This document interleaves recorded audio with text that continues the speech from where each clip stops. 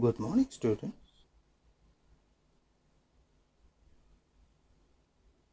Today we are going to see something very interesting. In today's class, as I said in the beginning, we are going to see something different. We haven't seen in this academic year. Okay, yeah. What is it? Let us see. With that little surprise, let us go into the next slide. Yes. Unit 3, Old Man River. This is a drama.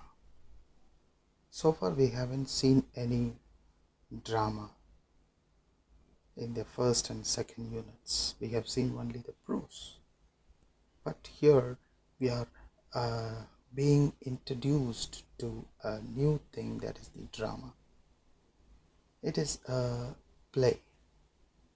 This play or this drama has been written by Dorothy Deming.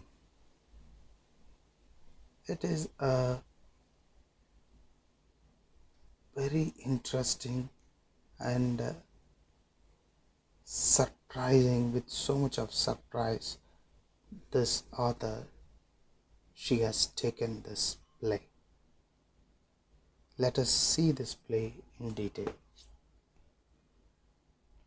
And before going to that play, we have got that warm-up session. Look at the pictures given here, children.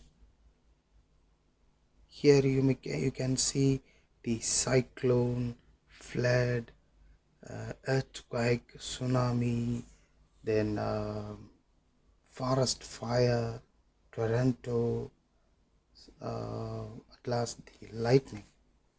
See, all these things are called, or all these things will come under one category, that is the natural disaster.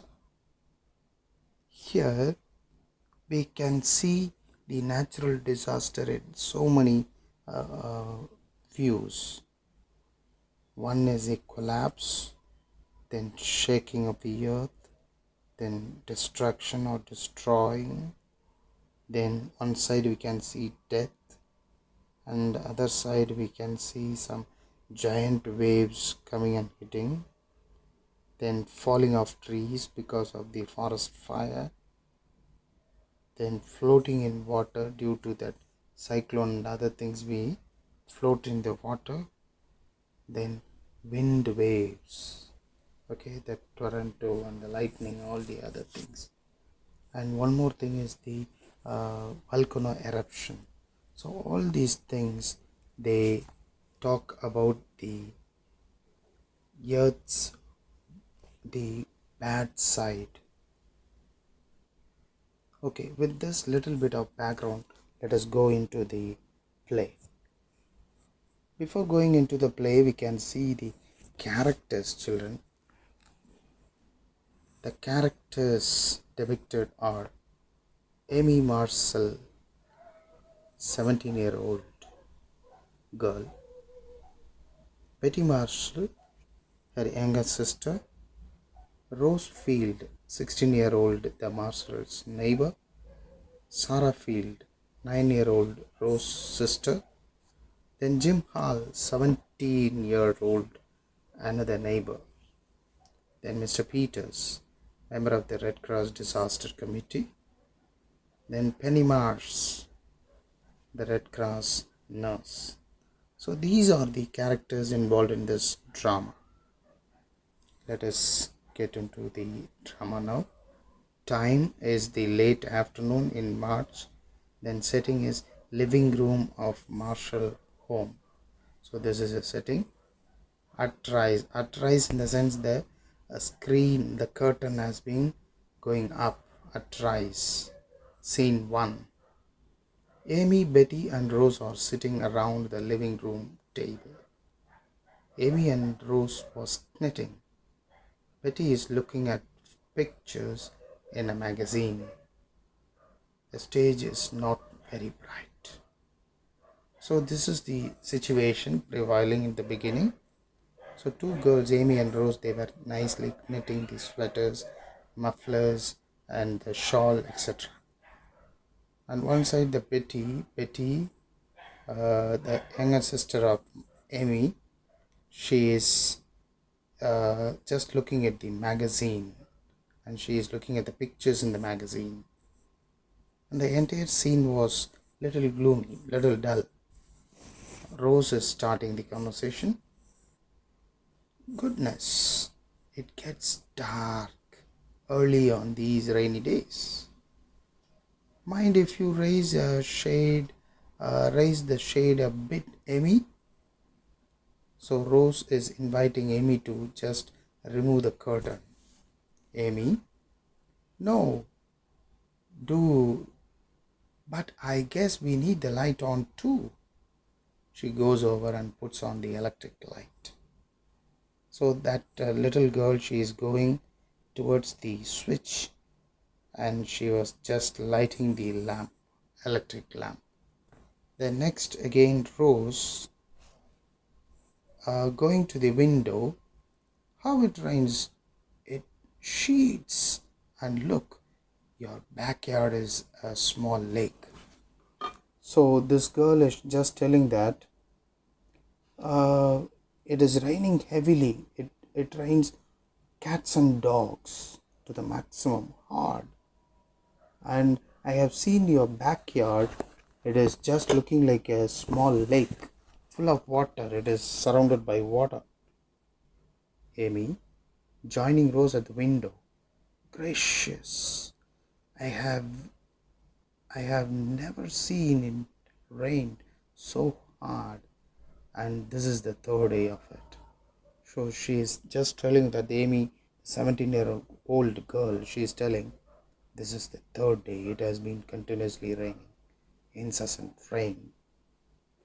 Betty, her younger sister, she is just putting her magazine down and runs to the window.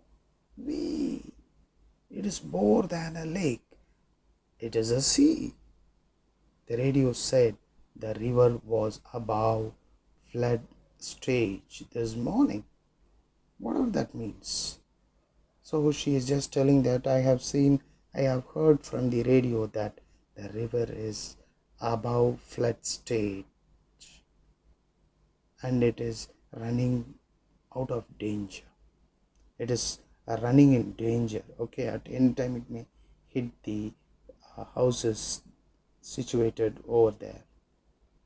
Amy, it means that the water is above that white line of the bank at Thompson Bridge. So she is just asking, is it going beyond that white line? Okay. It must have covered the south meadows and the highway there. Yes, of course, it might have crossed the danger level. It isn't only the rain. It is not because of only of the rain. It is the snow melting in the hills in northern part of the state. So because of the melting of snow, the water has been gushing out. The girls return to the table. Oh, I hope we do not have a flood here. So Rose, she's just telling that, no, I don't think so. Here we won't get any flood here. Yes, there is a noise, stamping feet, and someone breathing hard. So they could hear someone coming towards them. The girls all looked to the right, the direction of the sounds. Jim Hall, a matured person, 17-year-old, another neighbor, he is just stepping in, entering from right in shining wet raincoat and rain helmet, which he drags off as he enters. He is panting. He is gasping for breath. Gosh, girls, it is a cloud burst. It is a heavy rain. He is just telling that it is a cloud burst. He kicks off his shoes I have run every step of the way from school to get here. So I have come running from my school till here. The river is rising fast. The river water is rising fast. The Boone Dam gave away an hour ago, and they saw, and it looked bad. Where is your mother, Amy? So the Brune Dam, it is going above that danger level, and he is just coming in and he is asking that, where is your mother, Amy? And Amy is answering, she took Dick to the dentist and was going to stop at Mrs. Brain's for a recipe on her way home. So she has gone, someone named Dick, to the dentist, and while returning she would be going to Brand's house for some recipes. She wanted to have some discussion over there. She ought to be here soon. She must be soon here. Yes, Jim. And your father? In Chicago on business. But why all the questions, Jim? So she is a little alert and she is asking that, why are you asking so many questions? Where is your mother, father, all those things? Jim talking. Well, you see, he is interrupted by the ring of the telephone. Amy exits, left to answer it. Her voice can be heard clearly. Amy? Hello? Yes, mother. I know. Isn't it awful? How will you get home? Yes, mother. I am listening carefully. Amy's voice grows very seriously. Yes, I will. No, mother. No, I won't. So her voice grew little shabby. Okay.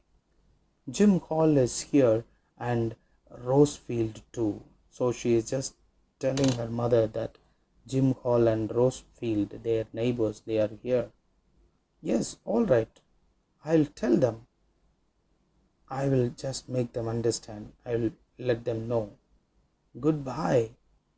Amy returns to the room. She is looking very scared.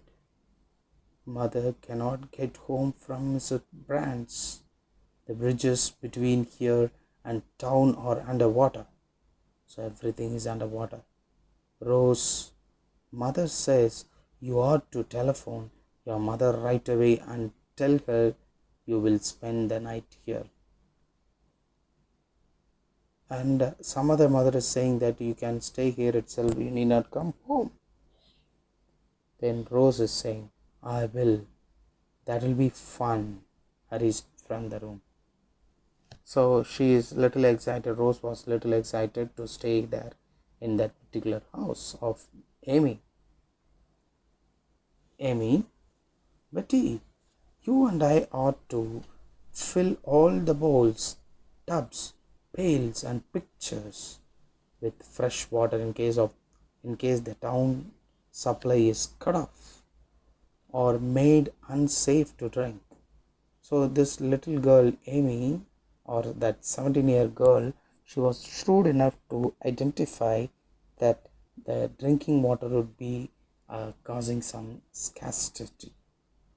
There would be some scarcity. Mother says she hopes you will stay and help us, Jim. Then Jim is saying, that's just why I came. Amy, I think I will look up a lantern and Betty, I have got a flashlight. I'll get it and some candles. So I can get a flashlight, torchlight. And I can even bring some candles to light it. Then Rose is saying, Rose, the neighbor, Marcel or Amy's neighbor. Central. I'm trying to get main 3022. I can't. The telephone is dead. I cannot get Central. There isn't even a buzzing on the line. So after some time the telephone line also was cut off. Then Jim, means the lines are down between here and town. Well, girls, let us get organized. Betty, look up your flashlight and candles. So Jim is just telling, Jim is another 17-year-old neighbor of Amy.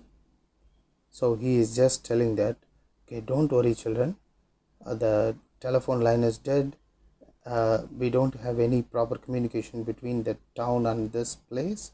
Okay, don't worry, get organized. Okay, be courage and look for the torchlight or flashlight and some candles. He is just telling, lamps, lanterns, or anything you have got. Rose, fill the tubs and pails, and Amy, I will check on food, blankets, and coats. So he's little alert and he wants to keep everything ready. The fresh water to drink and some food, blankets, and coats to keep them little warm. Better get out the first aid kit. So they were little alert about the first aid kit as well. Everyone make it snappy. So everyone are in their toes. Rose and Betty exit left. Jim turns to Amy. This is serious, Amy. I don't want to scare you, but your house is in the direct line of the river. So your house is built in the way, okay, in the direct line of the river. If the dam has given way, well, if it has, you can see for yourself that it means we cannot get out by the main road and we are already cut off from the south side. So he is explaining things to Amy. So this is what had happened. We have been marooned by water and we have all the roads and other things have been cut off. Look, he points out to the window. Amy joins him. She gasps. Okay. Amy, Jim, the water is up around the garage. I thought it was just a pool in the garden, but it's Jim is literally he is crying soberly. The river, yes, that old man river himself creeping up to your door. Jim and Amy watch it a moment. Amy shudders. She was shaken by that river water. Amy, oh Jim, I'm scared. Jim is just saying that, placing a hand on her shoulder. Steady, old pal, old friend. Pal means friend here. We have been through bad things before and come out safely. Remember the school fire. So this is not the first occasion. We have already come out of danger. Okay, when there was a fire broke out at school. First thing, we must not let the others see how scared we are. So we should not show our sadness or fear to the neighbors. He is just telling that. Next, get all the things you can together here. Water, food, blankets, coats, lights. I am glad I served on the Junior Red Cross emergency squad during the war.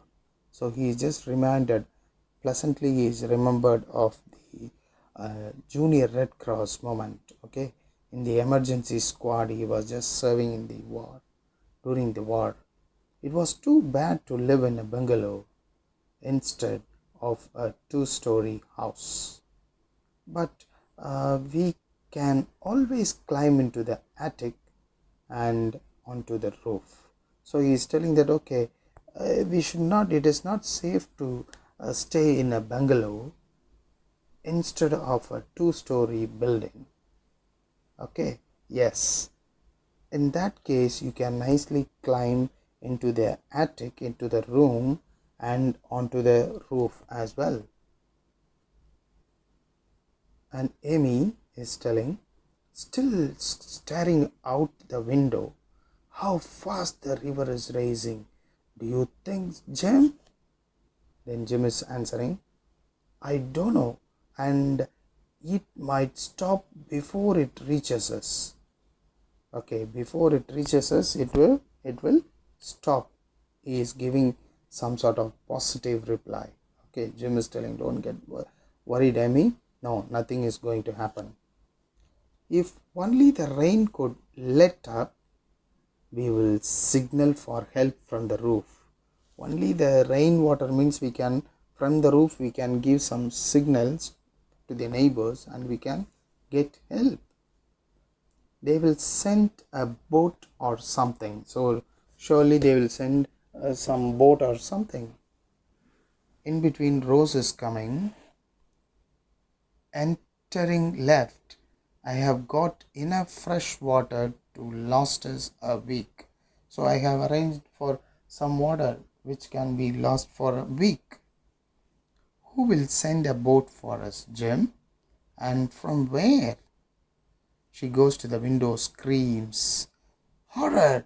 Look at the river. Amy, gosh, Rose, don't tell the others. So don't tell the others. Shh, be quiet. Jim says we will be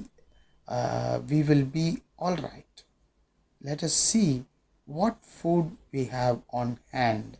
So this girl, since she was the little matured girl among them, so she is telling that don't tell others. Be courage. Let us look for the food what we have. Then Betty is coming. Here are the lights. Did you say food? Hawk. What's that? All four stand perfectly still, listening. What far off a child's voice is heard. So they were just hearing some noise of a child outside from far away. Then Sora, Rose, it is me, Sora. So Sara from the outdoors, she is just crying, Rose, it is me, Sara. Rose is just peeping in and she is just looking through the window and saying, Sara, where is she? Then comes the Amy. There she is on the playhouse porch. How did she get there? How did she go there? What made her to go to the playhouse porch? Then Rose followed me here. Probably she loves that playhouse, the little monkey. So that she's just telling that little girl as little monkey, and she was just she would have followed me, and uh, since she liked that playhouse, she may have gone there. And Jim is saying, goes out calling, stay where you are, Sarah, I'll get you. So Jim is just extending his help to uh, rescue that Sarah. Amy, it is lucky the playhouse is on high ground. So since the playhouse is in the little high, what is it, in the little high, so there was no water. Okay, yes.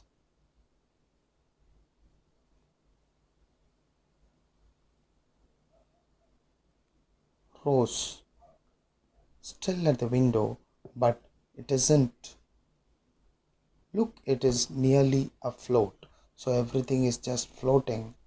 The girl gathered at the window. There goes Jim. Look, the water is above his knees, so the water is just creeping in. Amy, we will need dry clothes. So, of course, we need some dry clothes. All the clothes have been wet. See if you can find some of dad's things for Jim. So you can take some of our dad's things or dresses for Jim. Betty, Sarah can have Dick's. So Sarah, she can have our little brother Dick's dress. Rose, here, there, sorry, there, he has got her. So Jim has got Sarah. And Amy is just talking. I'll make some hot cocoa for everyone. So let me make some hot drinks for you all. There is a thumping and voice at the right, and Jim enters carrying Sarah pick a bag. Sarah is beaming. Sarah, hello everybody. That was fun. Write some more, please, Jim. So she is requesting Jim to take her there and she wanted to play again for some time. Then Jim is immediately saying that, no, young lady, that's enough. You are heavy, so I cannot carry you anymore. She is dry as a bone. Rose, I am not. So she is dry as a bone, but I am not like that. No, sorry. Amy, you can have some of dad's things. You can have some of my dad's things, Jim. Yes. I'm going to get us some supper. So Amy is saying that let me arrange something for our supper. Let me have something to eat. Then Jim, trying to sound casual, some powerhouse must be out of commission. Light your candles, Betty. Betty switches on the flashlight and lights 3 candles. Amy, I'm glad we have an oil stove for cooking. So Amy is telling that okay, she said that she wanted to make something to eat for the entire group, and she is telling that okay, that is something great. We have got an oil stove for cooking. Then Rose, forward march to the kitchen. Betty takes a candle and follows, with Sarah trailing. All exit right. Humming, tramp, tramp, tramp, the boys are marching. So they started marching. Jim, in a low voice to Amy, the river was up another foot, Amy. So the river has moved little high. Another hour, that playhouse would have been floating out in the current. So the playhouse, it would be fully demolished by the water. At this rate, the floor here will be under. So at this rate, if it is going to happen, the floor would be underwater by morning. So the entire place would be underwater. Amy, what will we do then, Jim? What can we do? Either Sarah or Betty is a strong swimmer. So they are all strong swimmer. What shall we do then? Then Jim is saying, I am going to climb out on the roof and start waving at the flashlight. Someone will see it and come for us. So I can uplift the flashlight so that people can see and they can render their help. Amy, but who? No one is on the main road, and there was no house within sight of us. So there was no house, no man, nothing. that will be just a pinpoint of light. So torchlight or flashlight, it will be a pinpoint light, so people cannot see it properly. Aren't you scared? She is asking Jim. You bet. Are you? Jim is asking, are you scared? Then Amy is telling them, terrified, but I am glad you're here. Since you're here, I am feeling little courage. Okay, so you are with me. I need not worry. Jim is saying, we will see it through. We need not come back. Let us fight against this water, this flood. He is telling, let us see it through. If we just keep our heads. So if we keep our heads together, we can nicely march and get rid of the danger. Okay children, till here we have seen the first scene. So in the next session we can see the scene 2. Okay, until we meet, bye bye children, take care.